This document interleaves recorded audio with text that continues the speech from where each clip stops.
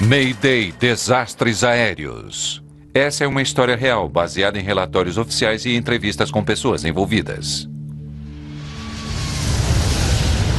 Sem controle. Nimitz Hill, Guam. Outrora o local de violentas ofensivas americanas durante a Segunda Guerra Mundial. Por mais de 50 anos, tem sido um lugar de paz.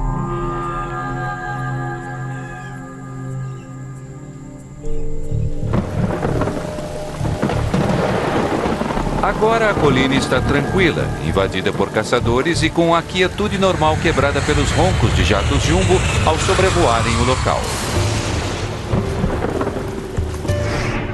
Todas as noites, pilotos comerciais precisam voar sobre esse afloramento de rocha e terra para aterrissar no Aeroporto Internacional de Agana, em Guam. Os voos vêm de aeroportos por toda a Ásia. Um pouco depois da meia-noite, em 6 de agosto de 1997, o voo 801 da Korean Airlines está a caminho de Guam, vindo de Seul, na Coreia do Sul. O comandante Park Yong-chol, de 42 anos, está nos controles. Ex-piloto da Força Aérea Coreana, Park tem pilotado o 747 há mais de 6 anos. Apenas poucos meses atrás, ele recebeu um prêmio de segurança de voo do presidente da Korean Airlines por ter controlado com sucesso uma falha no motor de um 747 a baixa altitude. Park deveria estar voando para os Emirados Árabes Unidos esta noite, mas uma mudança na escala de voo o colocou no comando desse voo mais curto a Guam. Na aeronave, coreanos, japoneses e turistas ocidentais estão indo para as imaculadas praias de Guam.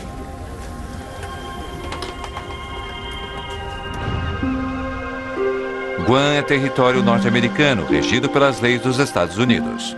A ilha é minúscula, tem pouco menos de 600 quilômetros quadrados, mas há areia suficiente para fazer com que as pessoas venham para cá. Sean Burke, de 24 anos, e sua namorada Wendy Button estão planejando aproveitar ao máximo as praias de Guam. Eles estão voando de San Diego em férias.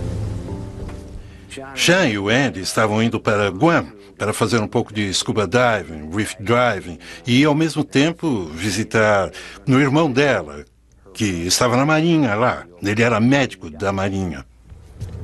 O voo 801 está levando Barry Small de volta ao trabalho.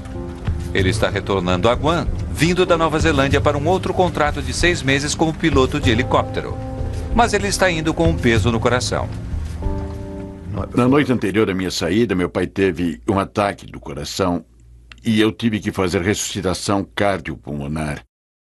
E resolvi cancelar o contrato para poder ajudá-lo.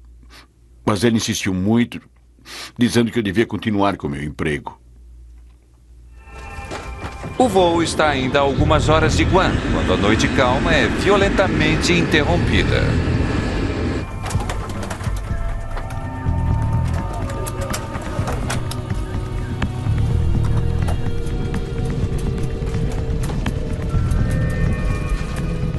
Verifique a velocidade. Pode ser uma grande turbulência. Instrua todos para que permaneçam em seus lugares com os cintos de segurança. Senhoras e senhores, aqui é seu copiloto falando. Mesmo um piloto experiente como Barry Small está surpreso. Não houve nenhum aviso dessa turbulência e quem quer que estivesse sem o cinto estaria sem dúvida voando fora da sua poltrona. Os armários estavam chacoalhando e qualquer coisa que estivesse naqueles armários corria o risco de se quebrar. Foi um tremor horrível.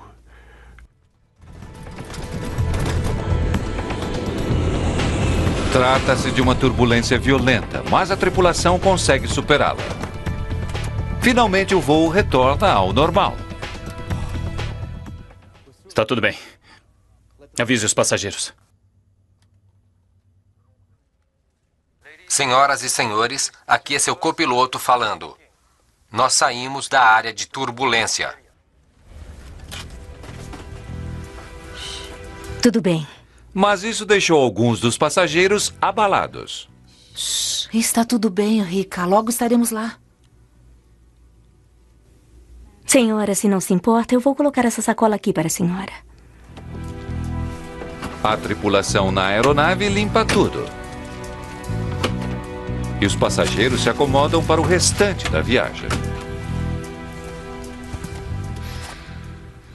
Devido à escala de 12 horas em Seul e sem oportunidade de mudar de roupa, eu estava ficando bem desconfortável naquele ambiente tropical e tirei meu sapato só para dar uma relaxada e me sentir mais confortável. O comandante Park e sua tripulação começam a olhar para frente. Eles sabem que há mais tempo ruim a caminho. A chuva estava castigando Guam intermitentemente o dia todo. Na verdade, agosto é o pico da estação de chuvas na ilha. Pequenas pancadas de chuva podem surgir, tornando a visibilidade imprevisível. Naquela parte do mundo, em especial, ocorre o que é chamado de tempestade cartola, uma tempestade muito pequena que se forma a toda hora do dia e dura muito pouco. Assim, isso não iria dificultar a capacidade do piloto de, na verdade, conduzir a aproximação. Só iria obscurecer sua visão por algum tempo enquanto ele estivesse passando por ela. Passava de 1h da madrugada, quando o voo 801 da Korean Air faz seu contato inicial com Kurt Mill, controlador de radar do aeroporto de Guam. Centro de Guam, Korean 801, deixando o nível 410 para 2.600. Korean Air, entendido. A tripulação não é a única a se preparar para a aterrissagem. Depois de mais de 3 horas de voo noite adentro, os passageiros se preparam para o aeroporto. Eu vi as luzes de Guam e sabia exatamente onde estava o aeroporto porque havia estado lá muitas vezes. O comandante Park havia sobrevoado a Nimitz Hill 9 vezes antes, mas dessa vez há uma grande diferença. Em aeroportos por todo o mundo, os pilotos aterrissam com a ajuda de um glide slope, um sistema eletrônico que ajuda os aviões a pousar em segurança. Se os pilotos seguem as direções dadas pelo glide slope, ele os guia até o início da pista de pouso. O farol do glide slope do aeroporto de Guam havia sido retirado para manutenção completa.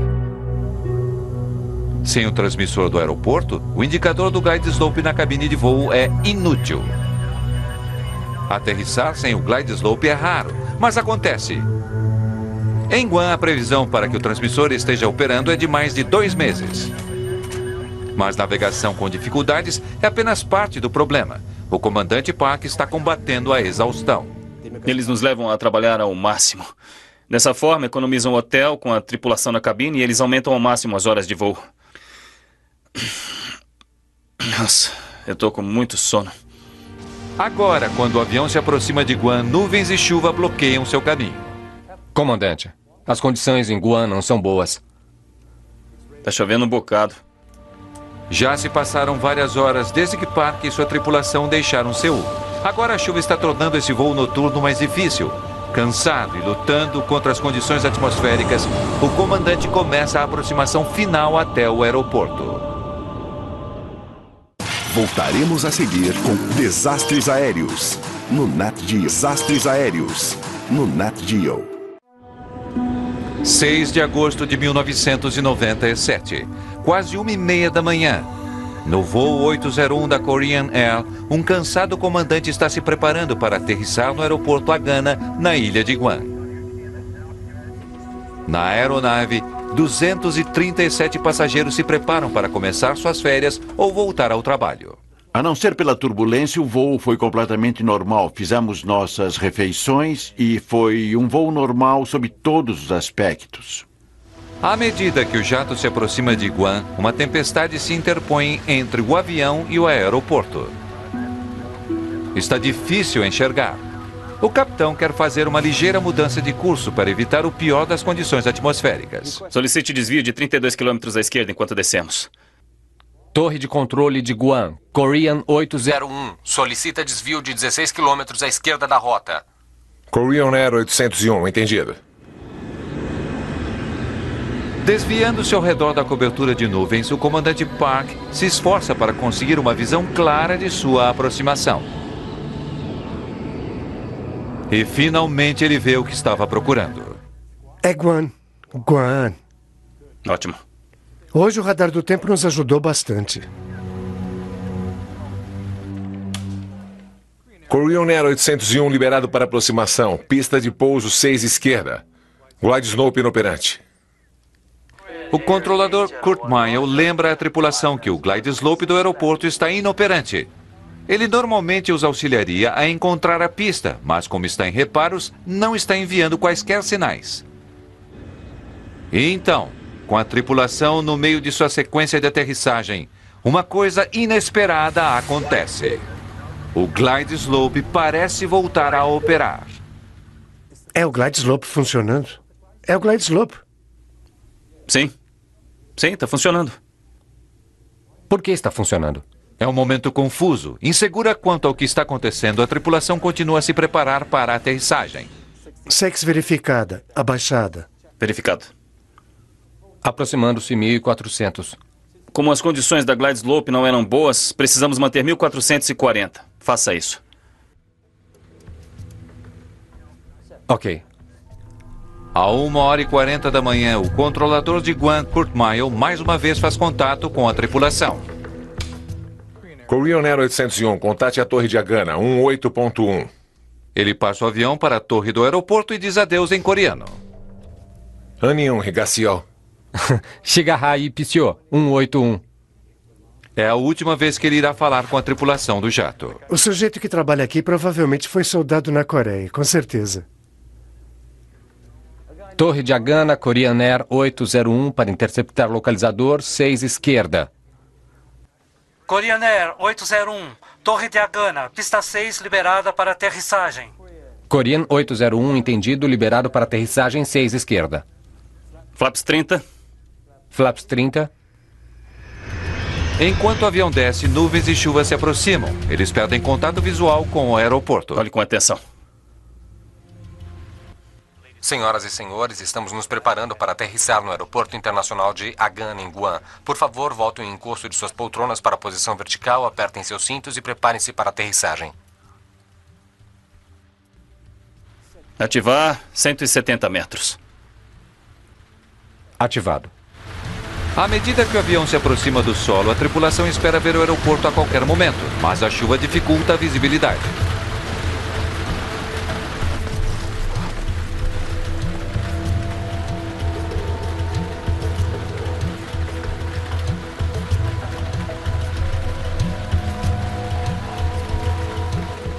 O glide slope não está funcionando. Ligue o limpador. Então uma voz computadorizada enche a cabine de voo. 150. É o sistema de aviso de proximidade do solo que informa a tripulação que estão a apenas 150 metros de altura, mas eles ainda não conseguem ver a pista de pouso.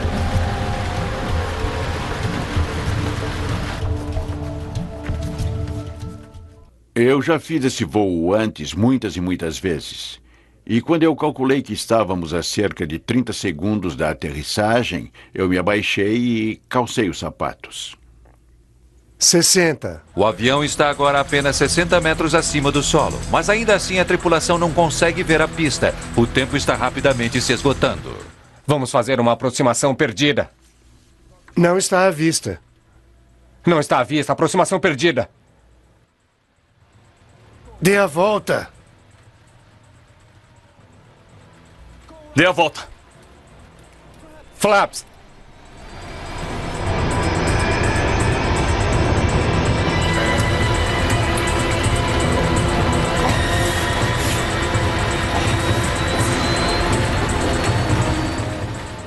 Trinta.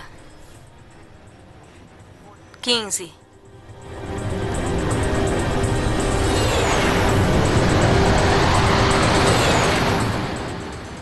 12. 9.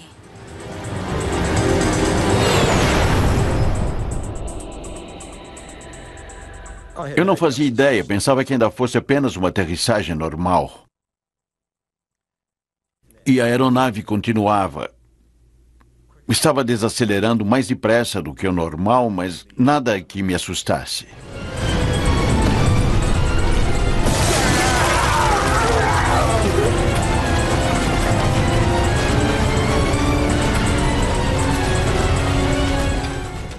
E então as coisas começaram a ficar muito sérias. A aeronave estava começando a se partir. Eu fiz força para me levantar, para olhar, e havia garrafas, sacolas, tudo que você pode imaginar caindo. A única maneira que encontro para descrever isso é como se 1000 aviões aterrissassem todos de uma vez. Em uma colina coberta de bosques em Guam, um avião despedaçado finalmente para.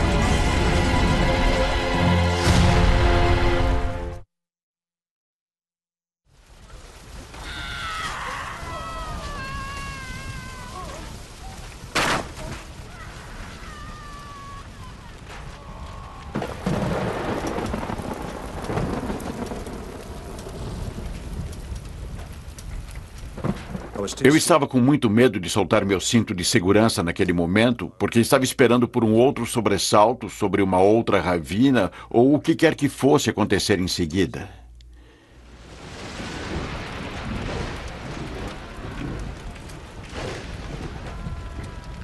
Por milagre, Rika Maksuda, de 11 anos, sobreviveu e está praticamente ilesa. Mas a mãe está presa e ferida.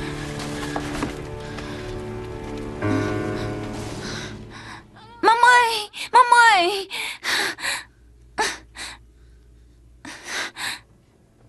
Socorro! Barry Small também está ferido e aterrorizado pelo fogo que está se espalhando pelo avião. O fogo começou na parte da frente e continuou da frente para o fundo, na minha direção. Não havia luz no piso ou qualquer coisa assim, mas o fogo era tão intenso que não havia problema em ver para onde eu estava indo. Korean Air 801, Torre, está me ouvindo? Todos na cabine de voo estão mortos. Mas as autoridades do aeroporto ainda não têm ideia do que estava acontecendo a bordo do voo 801. Ferido no acidente e desesperado para escapar do avião destroçado, Barry Small vai cambaleando até uma abertura na cabine. Eu passei por 5 poltronas e então havia uma distância de uns 2 metros até o solo. A parte de baixo do avião havia sumido completamente. Eu passei por um obstáculo por onde eu tinha que passar. Era o único trecho que não estava em chamas. Vai, passa! Vai logo! Mamãe! Rika.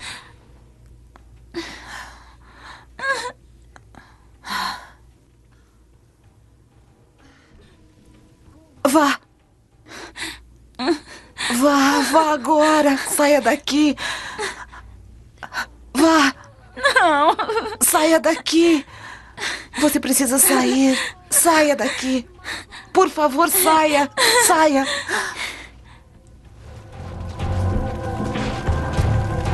O fogo está se espalhando rapidamente. Enquanto os passageiros se esforçam para sair dali, as equipes de resgate nem ao menos sabem que o avião caiu.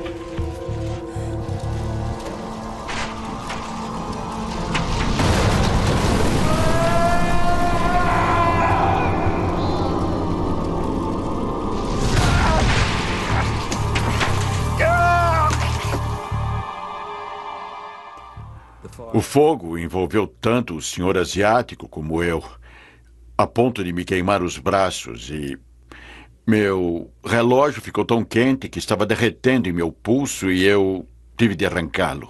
Minutos antes, Kurt Meyer havia passado o jato de passageiros para os controladores da torre local. Agora ele fica sabendo que ele ainda não havia aterrissado. Aproximação a Gana. O Korean Air voltou a falar? Não. Eu o havia liberado e não sei onde ele está. Não aterrissou? Negativo. Meu Deus. Em minutos, o chefe dos bombeiros de Guam, Chuck Sanchez, está a caminho. Eu pensava, meu Deus, o 747 onde será que está? Está na ilha, está no mar? Qual o nosso plano aqui?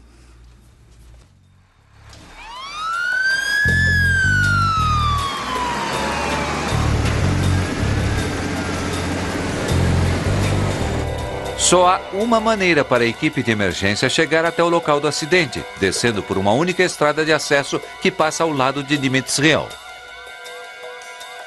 Enquanto correm para o local do acidente, a equipe de resgate descobre um enorme obstáculo.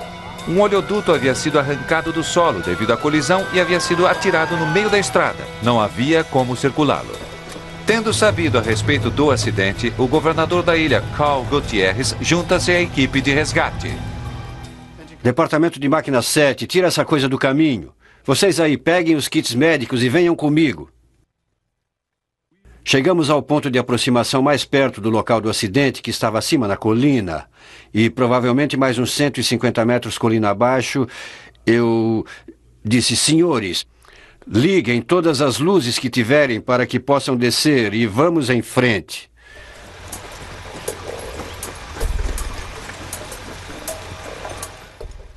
Começamos a correr ouvindo os gritos, o que podia nos orientar, pois não havia nada, apenas vegetação na lateral da estrada.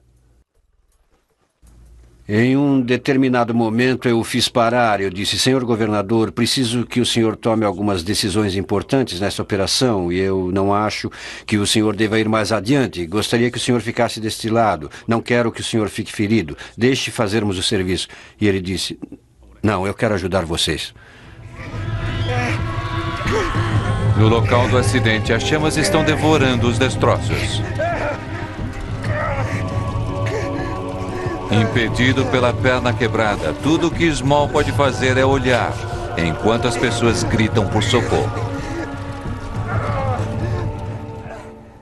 Eu fiquei naquela ribanceira a noite toda. Durante esse tempo, ouvia pessoas chamando em línguas estrangeiras que de início me pareciam bem firmes, pedindo socorro, e depois se transformando em gritos à medida que o fogo ficava mais forte. E depois de algum tempo, o fogo ficou ainda pior e os gritos cessaram completamente.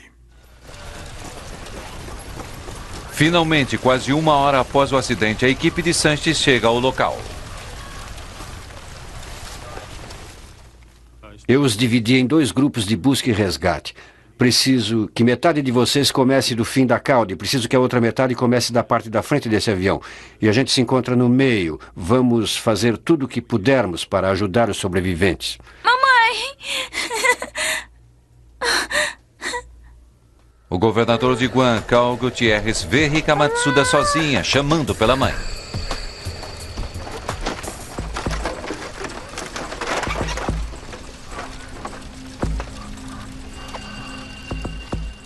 Não chore, anjinho. Tudo vai ficar bem. Não ousei deixá-la sozinha. Naquele momento, foi como se houvesse uma ligação entre mim e aquela garotinha. E descobri mais tarde que ela tinha 11 anos, mas parecia ter menos. O chefe dos bombeiros, Chuck Sanches, encontra Barry Small no meio da vegetação. Vou tirar minha jaqueta. Ele me deu a jaqueta de bombeiro e a colocou sobre a minha cabeça para me acomodar. O senhor pode ir, eu estou bem. Vamos. Mais tarde ele ficou muito aborrecido porque teve de voltar e porque ficou queimado arrastando pessoas e corpos para fora da aeronave.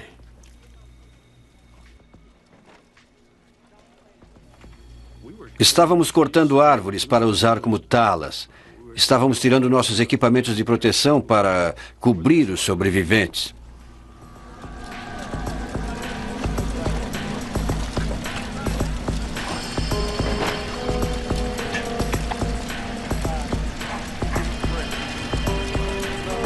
Estava evidente para a equipe de resgate que para muitos naquele voo eles haviam chegado tarde demais. Mas Sanches não desiste. Ele envia uma equipe de busca para verificar os destroços. Grupo 2, comece na cauda e venha trabalhando. Vamos.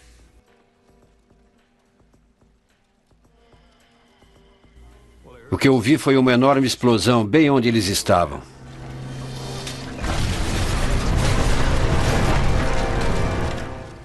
E eu pensei, perdemos nosso pessoal? Voltaremos a seguir com Desastres Aéreos. Um Boeing 747 se choca contra uma escarpada encosta em Guam. apenas poucos quilômetros antes do aeroporto. 254 pessoas estavam a bordo. Equipes de resgate vasculham os destroços quando uma explosão irrompe em meio aos restos do avião.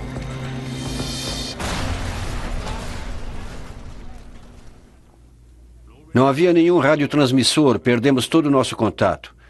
Então, finalmente, surgiu alguém. Senhor, estamos bem. Sobrevivemos à explosão. Todos foram encontrados.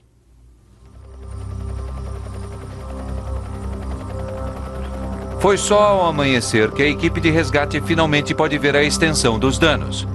O avião escorregou montanha abaixo e se quebrou em diversos pedaços grandes. Apenas 26 pessoas sobreviveram ao desastre.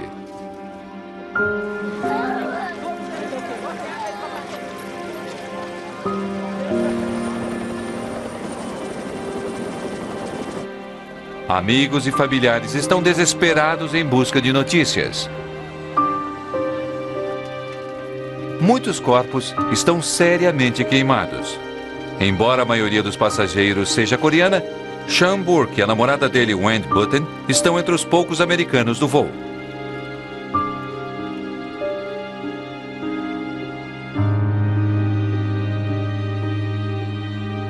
A milhares de quilômetros dali, as notícias acerca do acidente chegam aos pais de Sean. Ao ouvir sobre o acidente, a madrasta de Sean Burke não sabe se ele está vivo ou morto. Ele poderia ter sido queimado no acidente, poderia estar inconsciente em um hospital local e só queríamos ir até lá e trazê-lo de volta. Isso não saía da nossa cabeça que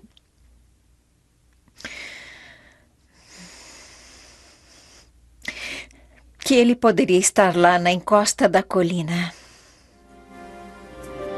Como Guam é território americano, a responsabilidade pela investigação do acidente está a cargo da Junta Nacional de Segurança em Transportes. Greg Fife é o chefe das investigações. Ao chegar ao local, há mais que se ater, além da grande quantidade de mortos. Familiares em luto estão no local, tornando o trabalho de investigação especialmente difícil.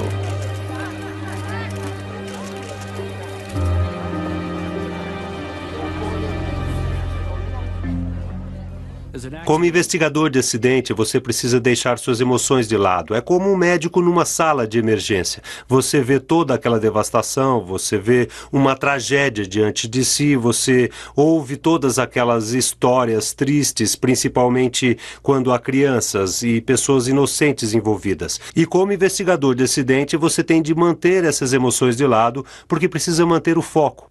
É preciso mantê-las de lado para conseguir fazer seu trabalho de forma eficaz. Uma das primeiras coisas que fizemos quando fomos ao local foi o que chamamos de pesquisa do local. Precisávamos realmente compreender com que estávamos lidando em meio àqueles destroços e como iríamos conduzir a investigação no local. Durante a investigação preliminar, Fife descobre que pedaços grandes do avião estão praticamente intactos. O avião aterrissou praticamente sob controle. O que houve foi que o piloto basicamente aterrissou o avião nas árvores, naquele terreno. Infelizmente, o local está a 5 quilômetros do aeroporto. Os investigadores encontram vários itens que sobreviveram ao acidente e ao fogo, inclusive a carta de pouso que a tripulação estava usando quando se aproximava do aeroporto de Guam. Os investigadores também encontram a sacola de viagem do comandante Park e descobrem nela um pequeno recipiente plástico para comprimidos.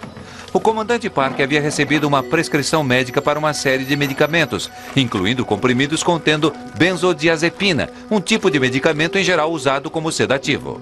Os comprimidos e amostras de tecido dos restos mortais do comandante Park são enviados para análise. A carta de pouso se torna parte da crescente pilha de provas.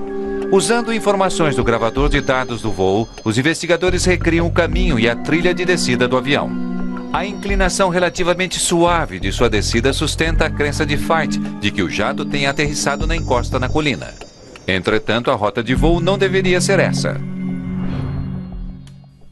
Korean Air 801, liberado para aproximação, pista de pouso 6 esquerda. Glide Slope inoperante. Korean 801, entendido. Liberado para aterrissagem, 6 esquerda.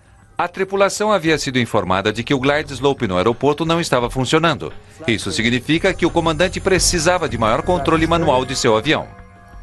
Cabe agora ao piloto voar seguindo um determinado procedimento, como uma descida em degraus, começando com uma determinada altitude, digamos 600 metros. Ao chegar a um determinado ponto, indicado pelo DME, um equipamento medidor de distância, ele começa então a descer para uma outra altitude sugerida.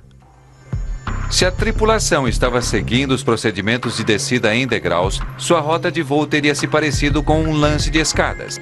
Mas depois do primeiro degrau, o avião entra em uma longa e lenta descida. Se você não atinge aqueles degraus que o levam para baixo, e aquelas altitudes são indicadas para lhe dar um terreno livre, se não voar conforme o descrito no quadro de aproximação, você corre o risco de voar rumo a um obstáculo ou a um terreno elevado. As gravações de voz da cabine do piloto também foram recuperadas entre os destroços. Fight e sua equipe começam as análises, esperando compreender melhor o que aconteceu na cabine. Uma informação-chave foi descobrir que a tripulação parecia estar cansada. Nossa, eu tô com muito sono.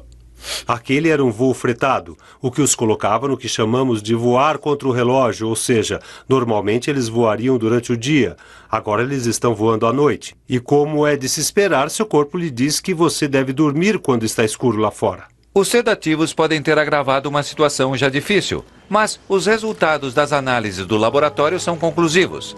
Embora tivesse os comprimidos com ele, o comandante não tem qualquer sinal deles em seu organismo. Quando Greg Fife, o chefe das investigações, se volta mais uma vez ao gravador de voz da cabine, ele se concentra na discussão do comandante acerca do glide slope. É o glide slope funcionando? É o glide slope. Sim. Sim, está funcionando. Por que está funcionando?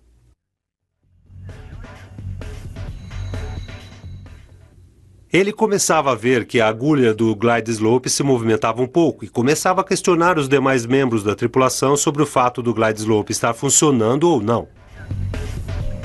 É amanhã. Depois de um longo voo, o comandante Park está cansado, talvez confuso e distraído pelas leituras inesperadas em seu glide slope. Ficou bem claro ao se ouvir as gravações na cabine de voo que, na verdade, ele estava concentrado no glide slope. Mas Fife ainda não entende por que o glide slope de Park parecia estar funcionando. Teria havido um problema nesse avião? Ou o equipamento está sujeito a problemas que também poderiam afetar outros jatos? Para descobrir isso, ele chama o especialista em navegação Nelson Sponheimer. Eu passei algum tempo verificando as transcrições, tentando determinar quais eram as questões de navegação, porque um bom avião estava no lugar errado, e investigar a aparente confusão por parte da tripulação, que imaginou, pelo menos durante algum tempo, que o glide slope estivesse funcionando. Sponheimer envia uma equipe de investigadores até Guam. Eles voam sobre a ilha, tentando determinar se os sinais de rádio de uma base militar nas proximidades poderiam ter afetado o avião, levando-os a pensar que o glide slope estivesse funcionando. Receptores de um glide slope podem responder a outros sinais, principalmente quando o sinal de glide slope é inexistente. Se houver sinais falsos no canal e se contiverem as informações corretas, provocam movimentos intermitentes na agulha do instrumento. Ativar 170 metros. Mas os sinais não se manteriam. Assim como um interruptor ligado e desligado rapidamente, o indicador de glide slope daria indicações periódicas de que estava funcionando, mas não por muito tempo. Minha conclusão é que sinais falsos, fossem eles de outros transmissores ou de equipamentos defeituosos no solo, como por exemplo o walkie-talkies, não poderiam provocar um movimento continuado por muito tempo. Se o glide slope não estava funcionando completamente, por que Park teria acreditado que estivesse? E ainda assim, por que ele teria se chocado contra Nimitz Hill? O glide slope não está funcionando. Ligue o limpador. Enquanto os investigadores continuam tentando analisar as causas do acidente, Barry Small tenta compreender por que ele e outras 25 pessoas sobreviveram. Eu fui pegar meus sapatos, nós batemos no solo e, acidentalmente, eu estava na posição perfeita de impacto, como que por milagre. Engenheiro aprendiz e piloto de helicóptero, Small entende de aviões. Tenho certeza de que há algumas mudanças que poderiam ser feitas na aeronave. Small acredita que o projeto das barras que unem as poltronas nas aeronaves o levou a quebrar uma perna. Por sorte, a outra perna se salvou. Minha perna direita foi para frente e se chocou contra a barra à frente da poltrona e se quebrou. Minha perna esquerda foi salva pela minha mala, que impediu minha perna de ir contra aquela barra. Ainda podendo andar com sua única perna boa, Small escapa enquanto outros continuam presos dentro do avião.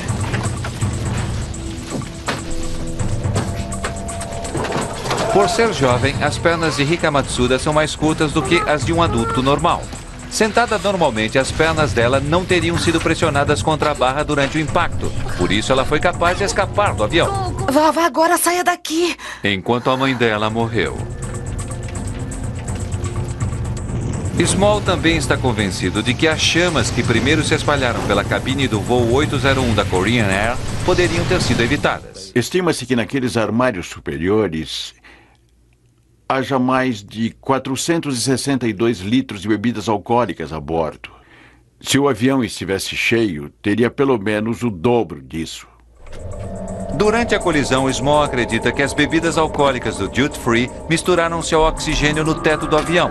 A combinação inflamou-se com resultados funestos.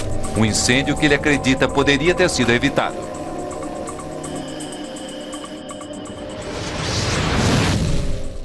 Por que correr esse risco? Álcool e oxigênio. Eu pensava, sabe, para a aeronave é uma questão de segurança e isso é simplesmente uma flagrante infração das regras de segurança. Enquanto continua a se recuperar do acidente, Small está decidido a evitar que o que aconteceu a ele aconteça a outras pessoas. Ele resolveu insistir em mudanças quanto ao projeto das poltronas e à maneira como as bebidas alcoólicas são guardadas no avião. Para Greg Feit, investigador da NTSB, a maior pergunta ainda permanece sem resposta. Como um piloto experiente, recentemente homenageado por sua empresa pelo seu procedimento em questões de segurança, acidenta seu avião faltando 5 quilômetros para o aeroporto. Prosseguindo com a investigação, ele descobre que a carta de pouso que a tripulação utilizava era de mais de 6 meses atrás e desatualizada. Uma indicação de que a tripulação poderia estar melhor preparada para a aterrissagem.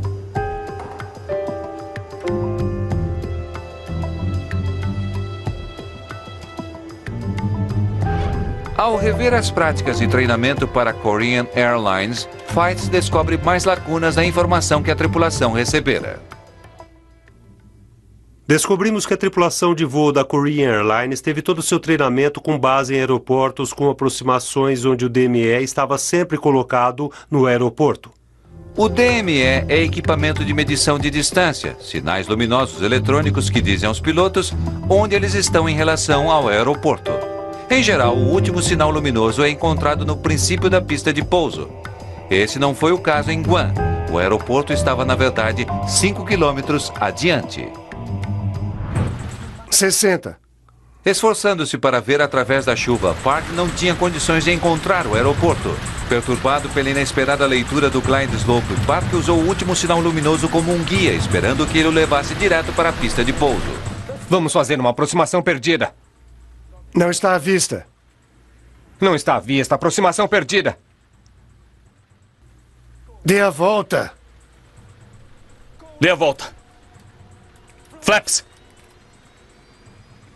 É claro que o voo 801 voava a uma aproximação de cerca de 5 quilômetros antes. Em outras palavras, a descida estava acontecendo 5 quilômetros antes. Foi uma aproximação normal, apenas no lugar errado.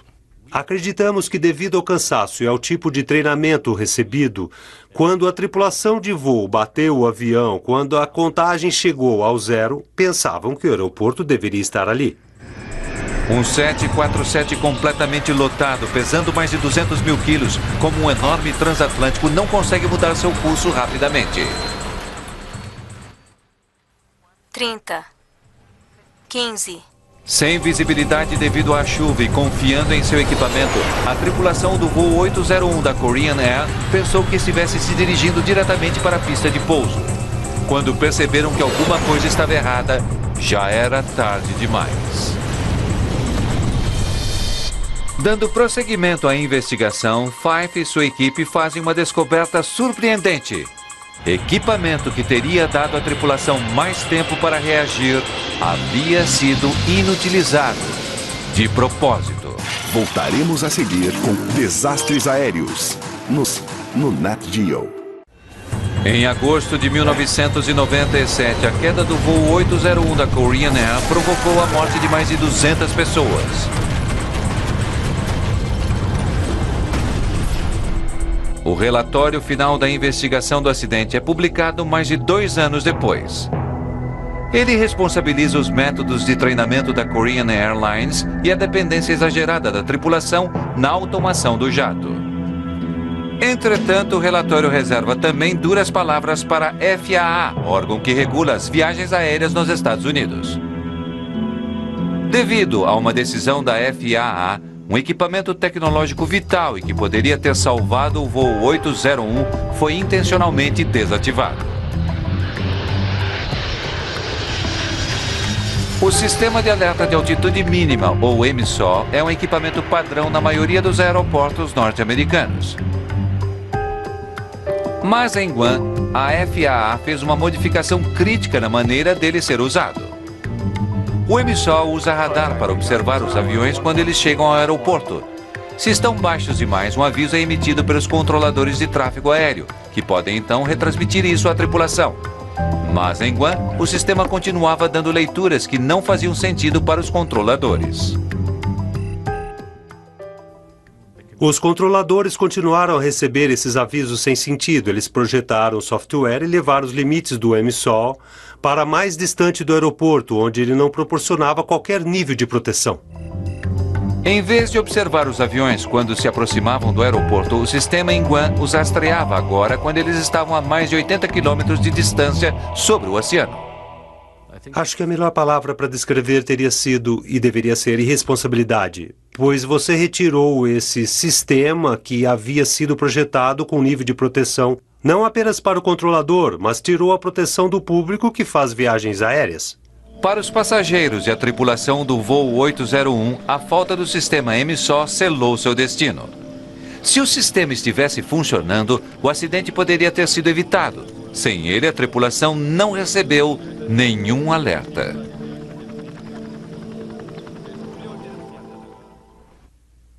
Os 2 pilotos não queriam morrer, eles tinham família.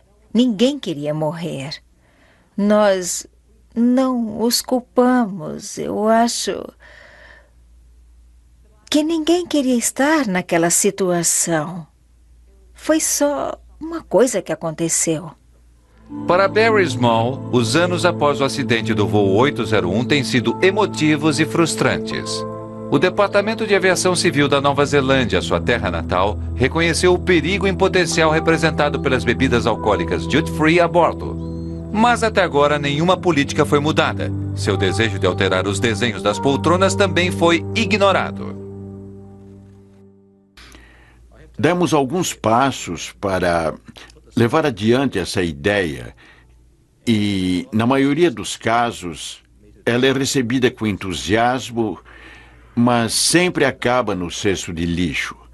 E quando falo sobre o desenho da poltrona, as pessoas ouvem, mas não querem saber disso. Sean Burke nunca foi oficialmente identificado como uma vítima do voo 801.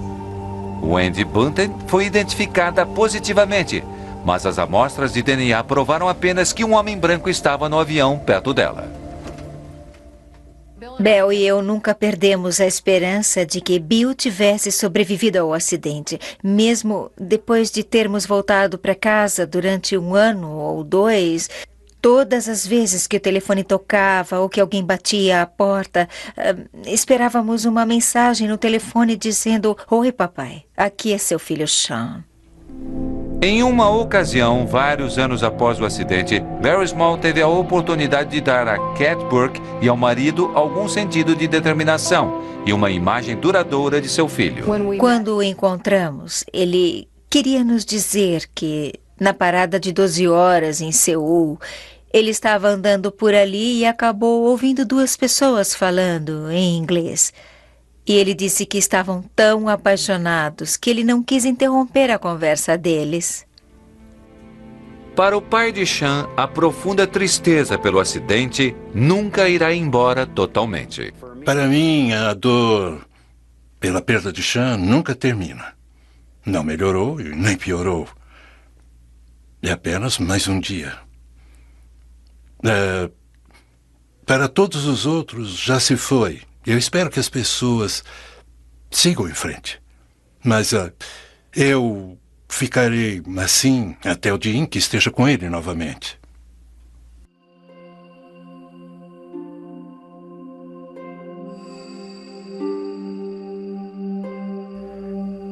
Para Barry Small também existe raiva, mas também uma incrível gratidão por ter sobrevivido. Muita gente me disse que eu sobrevivi por um motivo.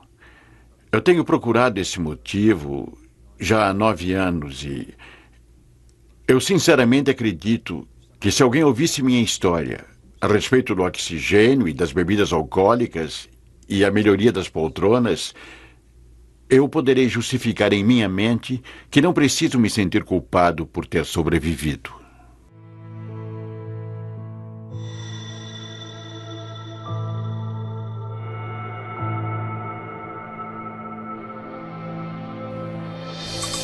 Versão brasileira Centauro.